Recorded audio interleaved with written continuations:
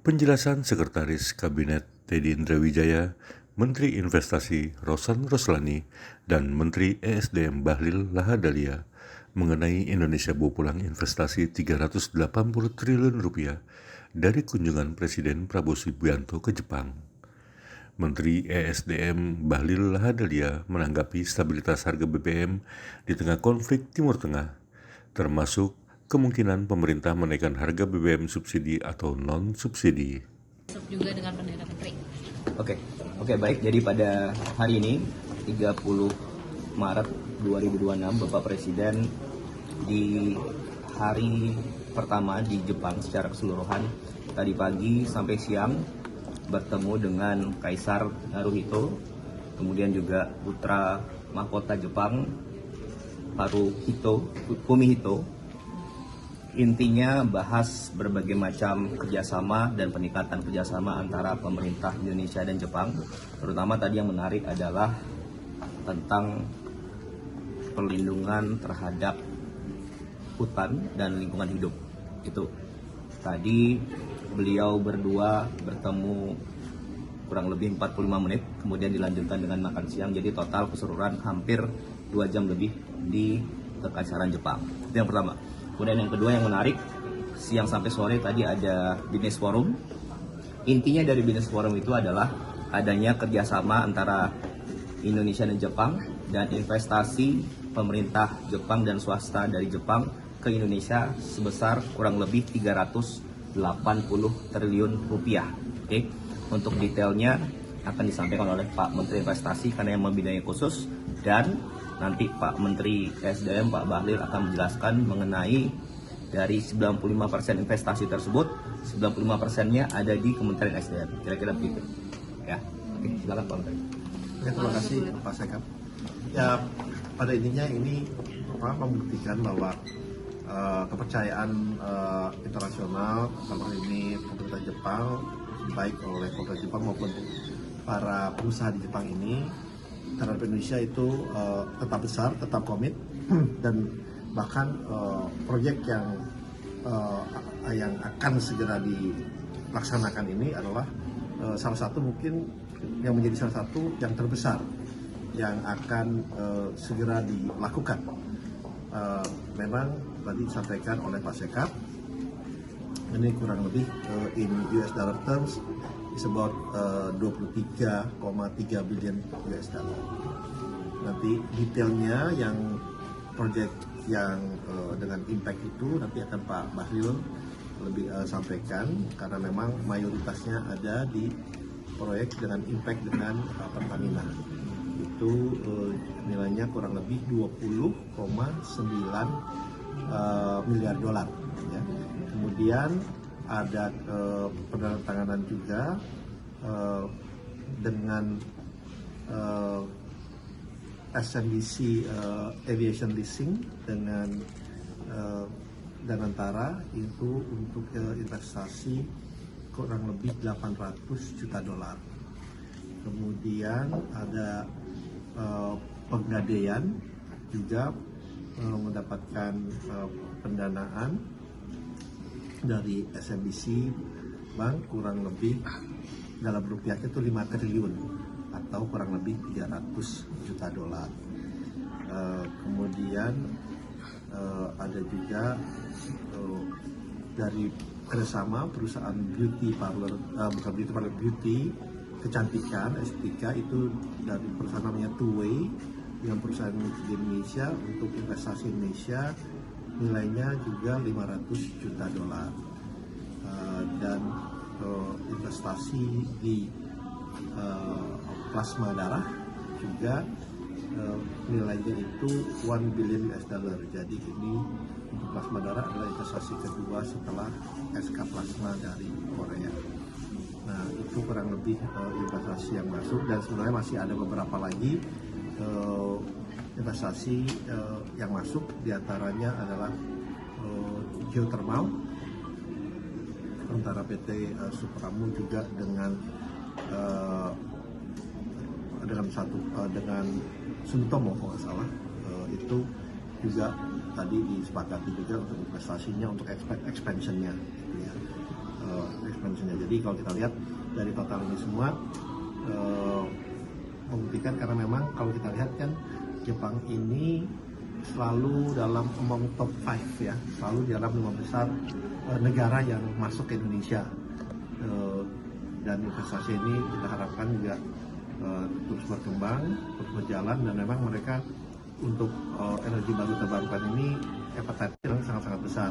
Soalnya sebelumnya juga kemarin mereka baru ada closing untuk geothermal di Malabo, kurang lebih nilainya juga $900 juta baru financial closing juga.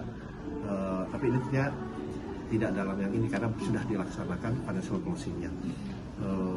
Jadi itu yang bisa kita sampaikan. Jadi kita juga melihat terlepas dari adanya geopolitik, geoekonomi yang sedang berada di dunia ini, kepercayaan internasional terutama Jepang itu tetap besar, dan mereka komit untuk menjalankan investasi yang ada di Indonesia ke depannya. Kalau besok yang sama PM itu akan ada penandatanganan investasi?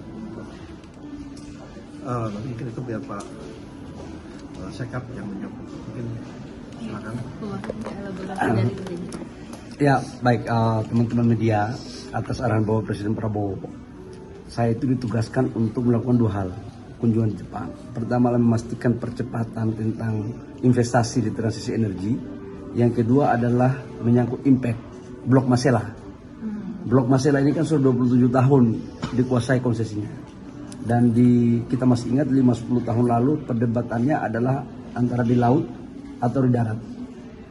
Atas arahan Bapak Presiden, di tahun 2025 kami melakukan pertemuan insentif intens, dan alhamdulillah sudah selesai. Total proyeknya 20,9 miliar US dollar, karena dia tambah CCS 1 miliar, di POD-nya itu 20 miliar. Tetapi dengan perkembangan geopolitik yang seperti ini, kemungkinan besar akan nambah. Jadi total investasi kita kurang lebih sekitar 300 triliun lebih. Betul tadi Pak Seskap sampaikan 95% itu investasinya di sektor SDM. Nah, tugas kita sekarang adalah, tugas saya sebagai Menteri SDM, Bapak Presiden tadi dalam arahannya ketika saya pertemukan Presiden Direktur daripada Impex dengan Bapak Presiden, mengharapkan agar proyek ini bisa cepat diimplementasikan. Dan tahun ini 2026 tender EPC-nya akan kita lakukan, FID-nya juga akan selesai, dan kita minta untuk dipercepat. Kenapa ini harus dipercepat? Karena ini penghasil migas salah satu yang giant, 1.200 mm. Kalau ini mampu kita lakukan, maka ketahanan energi kita di sektor migas itu akan semakin kuat, dan sekaligus menjadikan Indonesia sebagai salah satu pemain gas di dunia. Dan ini diharapkan, kemarin saya minta untuk kalau seandainya market di luar belum clear, itu dibeli semua oleh Danantara, dalam hal ini PGN, supaya kita memperkuat hilirisasi dalam negeri. Yang kedua, menyangkut dengan transisi energi, saya menambahkan apa yang disampaikan oleh Pak Seskap sama Pak Menteri Investasi, bahwa memang kita lagi dorong untuk mempergunakan seluruh potensi energi lain selain fosil yang kita punya. Kenapa? Karena geopolitik ini kita nggak pernah tahu kapan selesai. Jadi mau geothermal, mau air, mau matahari, mau angin, selama ada teknologi, harganya efisien, kita akan dorong. Nah, ini adalah bagian daripada upaya untuk melakukan ini. Dan semua ini sudah benar-benar bisa terjadi karena koordinasi yang baik yang dilakukan oleh Pak Seskap sebagai ketua kelas dalam mengkoordinir urusan-urusan ini di Jepang. Gitu ya, makasih. Oke, terima kasih. Tadi nilai investasi yang Blok Masela itu berapa, Pak? Total Blok Masela 20,9 miliar US dollar.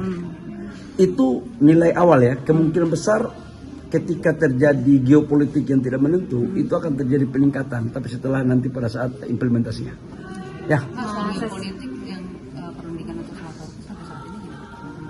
Doakan, kami terus melakukan komunikasi, kami dengan Kemenlu melakukan koordinasi intens, saya dengan Kemenlu juga tadi malam kita bahas, insya Allah sudah ada lampu hijau.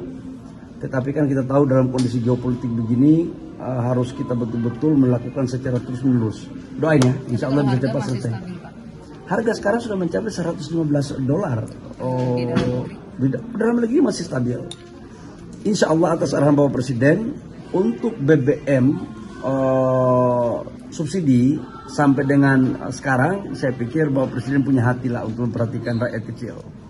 Percayalah, nanti tunggu tanggal mainnya, Bapak Presiden akan memutuskan seperti apa untuk kebaikan rakyat, bangsa dan negara. Bahwa presiden kita ini kan tiap hari memikirkan tentang bagaimana pembangunan negara, tapi juga bagaimana memperhatikan kebutuhan dan kondisi masyarakat kita di bawah. Pak Bali, ini kemencuat juga wacana yang non subsidi itu yang akan naik tanggal 1 April 10% itu ada wacana. Nah kemudian apakah kalau ini terlaksana, maksudnya terjadi, berarti yang subsidi itu apakah dipastikan tidak akan mengikuti gitu?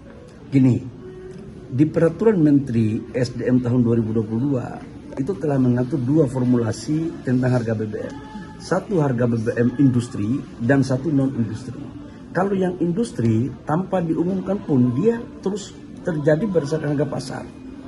Jadi mau diumumkan atau tidak diumumkan, dia akan mengikuti harga pasar. Itu yang industri. Apa itu definisi yang industri?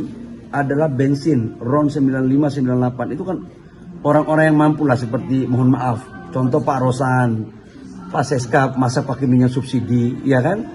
Dan selama mereka mau jalan banyak, selama ada uang untuk bayar, monggo. Tugas negara menyiapkan. Yang membayar mereka, itu tidak ada tanggungan negara sama sekali. Yang kita fokus itu adalah menyangkut dengan subsidi. Nah tadi saya katakan bahwa subsidi tunggu tanggal mainnya. Insya Allah saya yakinkan bahwa Presiden dalam membuat kebijakan selalu mempertimbangkan dan memprioritaskan tentang kondisi masyarakat. Insya Allah baik. Nanti tunggu tanggal mainnya ya. Terima kasih. Jangan lupa subscribe ya.